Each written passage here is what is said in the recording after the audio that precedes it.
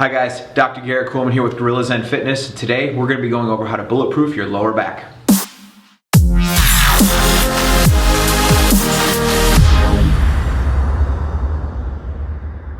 Alright, so we've gone over a few times the joint by joint theory. Basically what that means is each joint in your body has a certain amount of movement and stability associated. Some are designed to be more mobile, some designed to be more stable. Now based on this system, the low back is actually designed to be more stable, and it's sandwiched in between two fairly mobile, at least designed to be mobile joints, the hip joints and the thoracic spine. So when we lose the mobility in those joints above and below, you don't get too much pain in those areas. You can, but it usually shows up in the lower back. So again, if we just go in and treat the lower back, it'll feel better for a little bit. But if you don't address the mobility issues on top or on bottom, and don't address the lack of stability in the low back and the core, we're kind of missing the boat on treating our lower back here.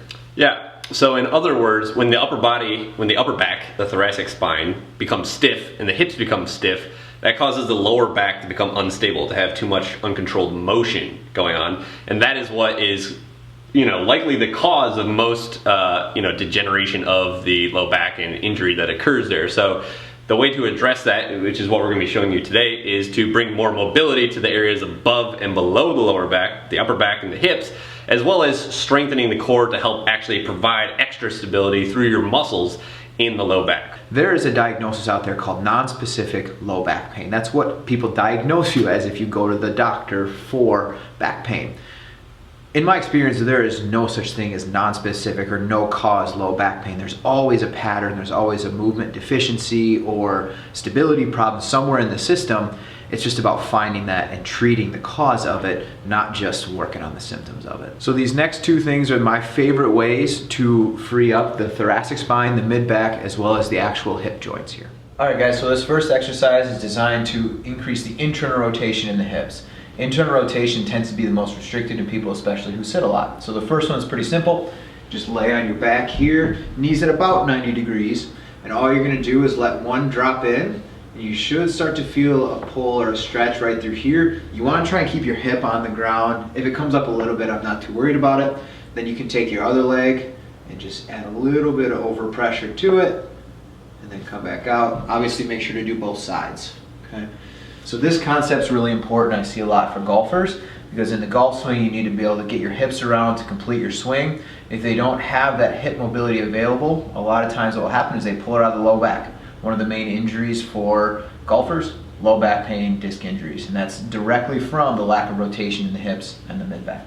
So to add off of what Dr. Garrett showed you, there's one thing that we want you to remember during this movement here. You want to be doing this for repetitions, okay? Motion is lotion, as Kelly Starrett says.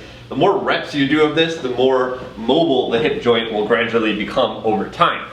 So that is actually somewhat of a regression to what I'm going to show you right now. This is more advanced. Once you've done that exercise that Dr. Garrett has showed you and you've seen a marked improvement in your hip internal rotation, then you can do this. This is a little bit more advanced. You basically kind of prop yourself up on your butt here like this, and you simply just drop one knee down completely inside, medially, like this, okay? And this is essentially doing the same thing. This is a lot more aggressive though, and this could hurt your knees if you had knee issues in the past. Depending on how stiff you are in the hips too, you're gonna find this to be very hard to do. But that is why I'm showing you this after we showed you Dr. Garrett's mobilization for the hips. His is a regression. Start with that one. If you're looking for something a little bit more advanced, it's going to kind of take you to the next level and improve that range of motion even further. Give this one a try. And with all of these, you really want to do these for a lot of reps, because that's what's really going to bring more mobility to the hip joint over time. Alright guys, the next mobility drill that I want to do focuses on the thoracic spine or the mid-back. And so you use a foam roller, set it here, and so I want you to focus on doing from about the base of your mid-back and up. Do not go into the lumbar spine, okay? And so you place it here, and the first step is you lift your hips up to lock in the lumbar spine so you don't get anything down there, and you just work on extension. I like to bring my arms up overhead, and it just helps undo all the stress from sitting all day, all the flexion we end up in. If you want a little bit more pressure, take a kettlebell, I think this one's 20 pounds, and just set it on your chest. This will just add a little bit more extension work into the thoracic spine while you're doing this.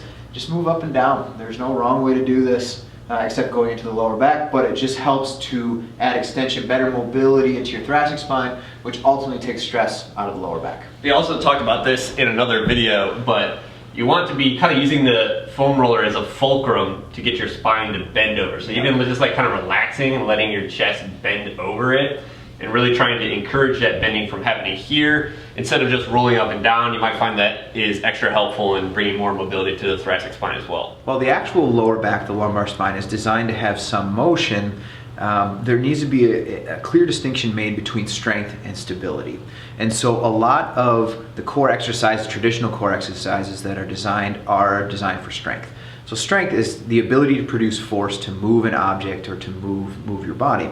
Now stability is the ability to resist motion that's excessive or unwanted, and that's what the lumbar spine needs and craves. And so that's what the next couple exercises are going to be about. Yeah, and to build off of that, you do need some mobility and motion to be able to occur in the lumbar spine. However, most people with back pain, they're going to have too much ability to move from the low back. They're going to be a little hypermobile there. And that's, that goes hand in hand with instability, which is what we're going to be teaching you how to address right now. Yeah, and what's interesting is your body's response to instability or an unstable area is to lock down the muscles. So a lot of times what I'm doing with patients is showing stability exercises to work on stiffness. And it seems counterintuitive, but you got to think, I like the phrase, a thing beneath the thing. So why is the low back stiff? Because it's unstable. So why would we stretch something that's unstable? We need to stabilize and work on the stability in the area. All right guys, so this first exercise that's designed to create stability around the lumbar spine or the lower back is called the dead bug. So I'm gonna have Blake do is lay on his back here. Okay. And so the key with this is you want to keep the lower back pressed down against the floor. And so I'm just going to have him move one arm at a time right now. So left arm, and then right arm, right leg, and then left leg. And so again, the key with this is to keep the core as stable as possible. And to stop the lower back from arching. And do not let the low back arch. And so if this is feeling pretty easy for you, a progression with this is to do the left arm, right leg at the same time. So this is creating that cross stability here, and then obviously make sure to do both sides. And again, even if that's easy as well, the next progression is basically all four at once. But I don't want you to do that if you have any arching in your lower back with any of the previous ones here. And so it's all about creating core stability here and letting your prime movers do the moving, your shoulders and your hips. That's what they're designed for. But a lot of times we lose the stability here. So we lose the stability here, and so we get more movement out of the lower back, which creates that pain. All right guys, the next exercise for creating that lumbar, that low back stability is called the bird dog. Go ahead, and so he's gonna get into all fours here, knees underneath the hips, hands underneath the shoulders, and it's the same basic concept as the dead bug. All right, so for this one guys, we're gonna find a neutral pelvis, a neutral spine, and then we're gonna be moving one arm at a time. So he's gonna bring one arm up here, good, and then the other one. And so the goal with this is to get as little movement in the low back as possible. And do each leg as well. Yeah, good. And so you don't want to see any shifting of the pelvis from the side.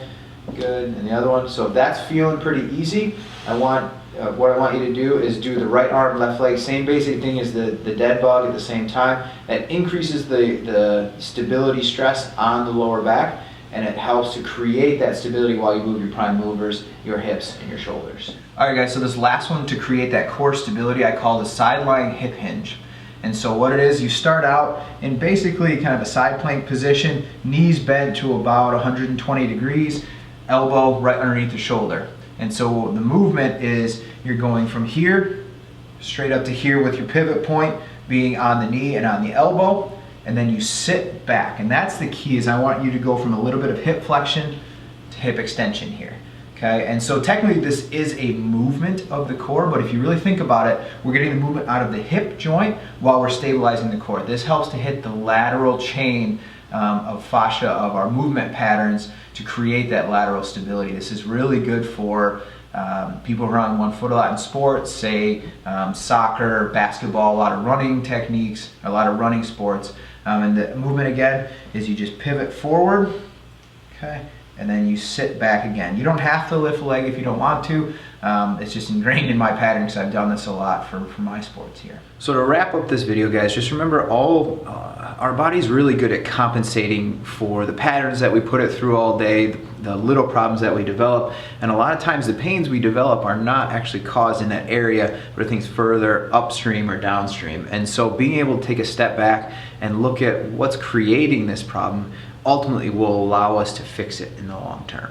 Alright guys, if you enjoyed today's video, check out our free 3-day functional training program. It is chock full of strengthening and corrective exercises that are designed to get you stronger, leaner, and more resilient to injury. Check out the link in the description below to download that. Thanks for checking us out today, guys. Make sure to click here to get that functional training plan. Make sure to click down here to subscribe to our channel. And make sure to click over here to get access to some more content here on YouTube. I totally forgot where I was pointing.